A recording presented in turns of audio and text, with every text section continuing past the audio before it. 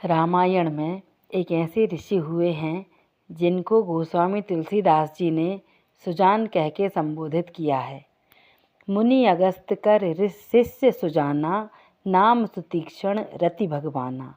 सुतीक्ष्ण जी नाम के एक ऋषि जब उनको मालूम हुआ कि भगवान वन की यात्रा पर निकले हैं और अब वे मेरे आश्रम पर आने वाले हैं, तब सुतीक्ष्ण जी को इतना हर्ष हुआ कि वो हर्ष के कारण नृत्य करने लगे और भजन गाने लगे।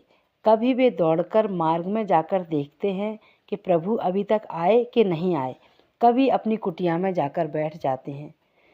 इस प्रकार उन्हें हर्ष अतिरेक के कारण एक बार वे मार्ग में ही बैठ गए और आंख बंद करके अपने प्रभु का ध्यान करने लगे।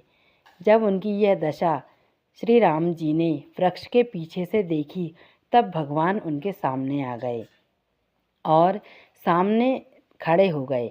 लेकिन ऋषि ने आंख बंद की हुई थी, क्योंकि वे राम जी की छवि का दर्शन अपने मन में कर रहे थे। जब राम जी ने अपनी छवि को उनके हृदय से छुपा लिया, तब ऋषि ने व्याकुल होकर नेत्र खोले। तब उन्होंने देखा जिस छवि का दर्शन वे अंदर कर रहे थे, वह छवि बाहर खड़ी हुई है।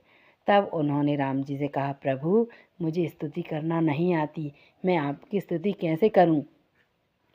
और ऐसा कहकर बार बार प्रभु को प्रणाम करने लगे। राम जी ने कहा, हे महात्मा, मैं आपकी भक्ति से बहुत प्रसन्न हूँ, आप अपनी इच्छा अनुसार कोई वरदान मांगिए।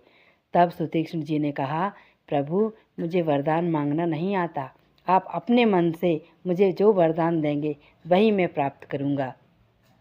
तब राम जी ने अपनी अविरल भक्ति ऋषि को प्रदान की। तभी सुतीक्ष्ण जी ने कहा, प्रभु एक वरदान आपने दे दिया, अब एक वरदान मैं अपनी इच्छा से मांगना चाहता हूँ।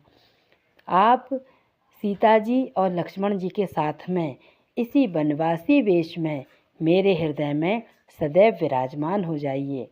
तब प्रभु ने उनकी इस इच्छा को भी स्वीकार कर लिया। सुतीक्ष्ण जी ऋषि श्री अगस्त जी के शिष्य थे।